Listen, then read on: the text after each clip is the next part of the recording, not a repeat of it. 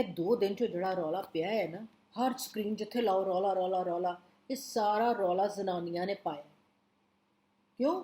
ਹਾਂ, ਤੇ ਨਾ ਖਲੋਂਦੀਆਂ, ਨਾ ਬੰਦਿਆਂ ਨੂੰ ਤਾਅ ਚੜ੍ਹਦਾ, ਨਾ ਗੱਲ ਇੰਨੀ ਵੱਧਦੀ। ਬੰਦੇ ਵਿਚਾਰਿਆਂ ਦਾ ਕੀ ਹੈ? ਬੰਦੇ ਵਿਚਾਰੇ ਨਮਾਣੇ, ਮਾਸੂਮ, ਲੱਲੇ ਲੁੱਜੇ। ਨਹੀਂ, ਡਰਾਮੇ 'ਚ ਤੇ ਇਹੀ ਵਿਖਾਉਂਦੇ ਨੇ ਕਿ ਉਹ ਜਿਹੜੇ ਨਾ ਕਦੀ ਭੈਣ ਦੇ ਗੱਲ ਪਿੱਛੇ ਲੱਗ ਜਾਂਦੇ ਨੇ, ਕਦੀ ਮਾਂ ਦੀ ਗੱਲ ਪਿੱਛੇ ਲੱਗ ਜਾਂਦੇ ਨੇ, ਕਦੀ ਬੁੱਢੀ ਦੀ ਗੱਲ ਪਿੱਛੇ ਲੱਗ ਜਾਂਦੇ ਨੇ, ਨਾ ਆਪਣਾ ਕੰਨ ਇਸਤੇਮਾਲ ਕਰਦੇ ਨੇ, ਨਾ ਅੱਖ ਤੇ ਦਿਮਾਗ ਤੇ ਬਿਲਕੁਲ ਵੀ ਇਸਤੇਮਾਲ ਨਹੀਂ ਕਰਦੇ। ਅੱਛਾ ਚਲੋ ਮਾਈਂਡ ਨਾ ਕਰੋ ਜੇ ਤੁਹਾਨੂੰ ਬੁਰਾ ਲੱਗਾ, ਨਹੀਂ ਕਹਿੰਦੇ, ਚਲੋ ਜੇ ਅਸੀਂ ਫਿਰ ਕਹਿੰਦੇ ਬੰਦੇ ਜਿਹੜੇ ਨੇ ਜਨਾਬ ਉਹ ਆਈਟਮ ਨੰਬਰ ਹੁੰਦੇ ਨੇ। ਜਿਵੇਂ ਆਈਟਮ ਨੰਬਰ ਲੱਗਦਾ ਹੈ, ਹਾਲ 'ਚ ਹਾਲਾ ਲਾ ਪੈ ਜਾਂਦੀ ਹੈ, ਇੱਕ ਸ਼ੋਰ ਸ਼ਰਾਬਾ ਪੈ ਜਾਂਦਾ ਹੈ, ਔਰ ਫਿਰ ਜੋ ਮਜ਼ੇ ਆਉਂਦੇ ਨੇ, ਆਏ ਹਾਏ ਹਾਏ।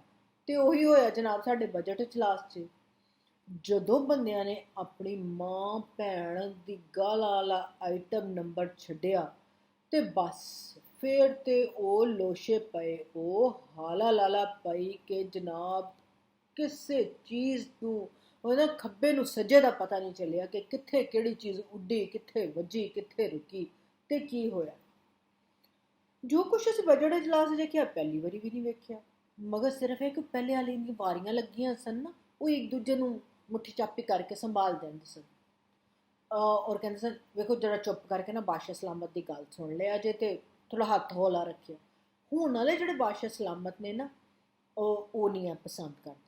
ਉਹਨਾਂ ਨੂੰ ਕੰਟੇਨਰ ਤੇ ਖਲੋ ਕੇ ਨਾ ਲੰਮੀਆਂ ਲੰਮੀਆਂ ਗੱਲਾਂ ਕਰਨ ਦੀ ਆਦਤ ਹੈ। ਲੰਮੀਆਂ ਗੱਲਾਂ ਕਰੋ, ਲੋਕਾਂ ਦੀ ਨਕਲ ਲਾਓ, ਕਿਸੇ ਦਾ ਕੋਈ ਨਾਂ ਰੱਖ ਲਓ, ਥੱਲਿਓਂ ਸਿਰਫ ਤਾੜੀਆਂ ਤੇ ਨੱਚਾਂ, ਤੇ ਉਹ ਬੜੇ ਖੁਸ਼ ਰਹਿੰਦੇ। ਲੰਮੀਆਂ ਕਰੀ ਜਾਓ ਕਰੀ ਜਾਓ ਕਰੀ ਜਾਓ, ਕੋਈ ਨਹੀਂ ਉਹਨਾਂ ਨੇ ਕਹਿੰਦਾ ਕਿ ਨਾ ਨਾ ਨਾ ਨਾ ਆ ਨਹੀਂ ਆਉਣਾ ਤੁਸੀਂ।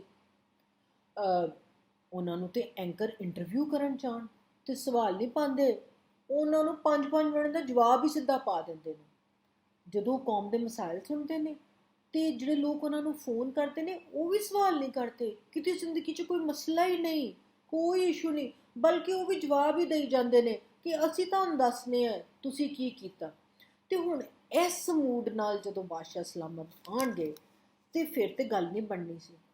ਹੁਣ ਹੋਇਆ ਕੀ, ਅਪੋਜੀਸ਼ਨ ਤੇ ਪਹਿਲੇ ਤਿਆਰ ਸੀ ਕਿ ਜ਼ਾਹਿਰ ਉਹਨਾਂ ਤਾਂ ਆਪਣਾ ਸ਼ੋਅ ਲਾਣਾ ਹੈ, ਉਹਨਾਂ ਨੇ ਵੀ ਤਾਂ ਦੱਸਣਾ ਹੈ ਨਾ ਕਿ ਅਸੀਂ ਵੀ ਪੈਸੇ ਖੱਟਣੇ ਨੇ। ਉਹਨਾਂ ਆਪਣੇ ਸ਼ੋਅ ਜਦੋਂ ਲਾਇਆ, ਜ਼ਨਾਨੀਆਂ ਨੂੰ ਪੋਸਟਰ ਬਣਾ ਕੇ ਦਿੱਤੇ, ਫਿਰ ਉਹਨਾਂ ਨੂੰ ਖੜਾ ਕਰਤਾ ਕਿ ਐਲੋ ਜੀ ਸ਼ੁਰੂ ਹੋ ਜਾਓ। ਇਹਨਾਂ ਨੇ ਵੀ ਆਪਣੀ ਜ਼ਨਾਨੀਆਂ ਹਕੂਮਤ ਨੇ ਛੱਡ ਦਿੱਤੀਆਂ। ਹੁਣ ਹਕੂਮਤ ਦੀ ਜ਼ਨਾਨੀਆਂ ਨੂੰ ਘੱਟੋ ਘੱਟ ਬਾਜੀ ਫਿਰਦੌਸ ਵਾਂਗਰ ਬਿਹੇਵ ਕਰਨ ਦੀ ਜ਼ਰੂਰਤ ਸੀ, ਮਗਰ ਹੁਣ ਬਾਜੀ ਫਿਰਦੌਸ ਤੇ ਇੱਕੋ ਹੀ ਨੇ ਨਾ। ਤੇ ਹੋਇਆ ਕੀ, ਅਪੋਜੀਸ਼ਨ ਜਿੱਤ ਗਈ, ਹਕੂਮਤ ਦੇ ਜਿਹੜੇ ਜ਼ਨਾਨੀ ਕਾਰਤੂਸ ਸਨ ਉਹ ਹਾਰ ਗਏ, ਕਿਉਂਕਿ ਉਹ ਅੰਗਰੇਜ਼ੀ में कह रहे थे ना put the poster down, no no no, don't talk to me like that, ऐसे नहीं आप कर सकते, पोस्टर मुझको दे। ਤੇ ਬਾਦਸ਼ਾਹ ਸਲਾਮਤ ਨੂੰ ਕੋਈ ਪਸੰਦ ਨਹੀਂ ਆਇਆ ਸ਼ੋ, ਤੇ ਅਗਲਿਆਂ ਨੇ ਕਿਹਾ ਸਰ ਤੁਸੀਂ ਟੈਨਸ਼ਨ ਨਹੀਂ ਲੈਣੀ, ਨੌਕਰ ਖਾਦਮ, ਕੱਲ ਵੇਖੋ ਕੀ ਹੁੰਦਾ। ਅਗਲੇ ਦਿਨ ਜਨਾਬ ਤਿਆਰ ਸਨ, ਦੋਵੇਂ ਪਾਰਟੀਆਂ ਤਿਆਰ ਸਨ। ਉਹਨਾਂ ਦੋਵਾਂ ਪਾਰਟੀਆਂ ਨੇ ਬੰਦੇ ਰੱਖੇ ਸਨ ਜਿਹੜੇ ਵੀਡੀਓ ਬਣਾ ਰਹੇ ਸਨ, ਦੋਵੇਂ ਪਾਸੇ ਅੱਧੇ ਲੜ ਰਹੇ ਸਨ ਅਤੇ ਵੀਡੀਓ ਬਣਾ ਰਹੇ ਸਨ। ਇਹ ਗੱਲ ਤੇ ਅੱਜ ਤੱਕ ਪਤਾ ਨਹੀਂ ਚਲੀ ਕਿ ਪਹਿਲੀ ਔਰ ਦੂਸਰੀ ਜੰਗੇ ਅਜ਼ੀਮ 'ਚ ਪਹਿਲੀ ਗੋਲੀ ਕਿਸਨੇ ਚਲਾਈ ਸੀ ਕਿ ਜੰਗ ਸ਼ੁਰੂ ਹੋ ਗਈ ਸੀ, ਤੇ ਇਹ ਕਿਸ ਤਰ੍ਹਾਂ ਪਤਾ ਚੱਲੇ ਕਿ ਪਹਿਲੀ ਗਾਲ ਕਿੰਨੇ ਕੱਢੀ ਸੀ। ਮਗਰ ਬਹਰਹਾਲ ਕਹਿੰਦੇ ਨੇ ਕਿ ਪੀਟੀਆਈ ਵਾਲਿਆਂ ਨੇ ਪਹਿਲੇ ਗਾਲ ਕੱਢੀ ਸੀ। ਦੋਵਾਂ ਪਾਸਿਆਂ ਫਿਰ ਮਾਂ ਭੈਣ ਦੀ ਗਾਲਾਂ ਤੋਂ ਗੱਲ ਸ਼ੁਰੂ ਹੋਈ।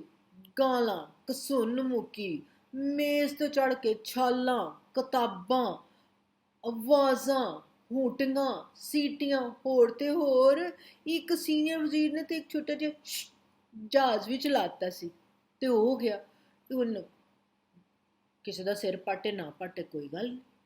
ਸਭ ਤੋਂ ਮਜ਼ੇ ਦੀ ਗੱਲ ਹੈ ਕਿ ਸਾਰੇ ਕਹਿ ਰਹੇ ਜੋ ਹੋਇਆ ਠੀਕ ਹੋਇਆ, ਦੋਵੇਂ ਪਾਰਟੀਆਂ ਕਹਿ ਰਹੀਆਂ ਠੀਕ ਹੋਇਆ। ਇਸ ਤੋਂ ਸਾਨੂੰ ਕੁਝ ਸਬਕ ਵੀ ਮਿਲੇ ਨੇ। ਨੰਬਰ 1 ਸਬਕ ਹੈ ਕਿ ਮਾਂ ਭੈਣ ਦੀਆਂ ਗਾਲੀਆਂ ਬੜੀ ਖਤਰਨਾਕ ਹੁੰਦੀਆਂ ਨੇ ਭਾਵੇਂ, ਤੇ ਇਸ ਲਈ ਹੁਣ ਨਾ ਪਿਓ ਭਰਾ ਵਾਲੀਆਂ ਗਾਲਾਂ ਬਣਾਓ ਤੇ ਉਹਨਾਂ ਨੂੰ ਕਾਮਨ ਕਰ ਦਿਓ ਤਾਂ ਕਿ ਸਾਰਿਆਂ ਨੂੰ ਆਉਂਦੀਆਂ ਹੋਣ, ਕਿਸੇ ਦੀ ਇੱਜ਼ਤ ਨੂੰ ਹੱਥ ਨਾ ਪਵੇ। ਕਿਉਂਕਿ ਬੰਦੇ ਵਾਲੀ ਗਾਲ ਤੇ ਨਾਲ ਤੇ ਬਗੈਰਤੀ ਹੁੰਦੀ ਨਾ, ਆਨਰ ਨਹੀਂ ਹੁੰਦੀ ਨਾ। ਜ਼ਰਾ ਮਾਂ ਭੈਣ ਦੀ ਗਾਲ 'ਚ ਆਨਰ ਜ਼ਿਆਦਾ ਹੁੰਦੀ ਹੈ, ਇੱਜ਼ਤ ਜ਼ਿਆਦਾ ਹੁੰਦੀ ਹੈ। ਦੂਜੀ ਗੱਲ ਕਿ ਜਨਾਬ ਉਹ ਸੀ ਨਾ ਇੱਕ ਚੀਜ਼ ਜਿਹਨੂੰ ਕਹਿੰਦੇ ਸਨ ਤਬਦੀਲੀ ਦਾ ਕੀੜਾ, ਜਿਹਦੀ ਵਜ੍ਹਾ ਤੋਂ ਇੰਨੇ ਵੋਟ ਮਿਲੇ ਸਨ ਇਸ ਹਕੂਮਤ ਨੂੰ, ਔਰ ਹਕੂਮਤ 'ਚ ਆਏ ਸਨ।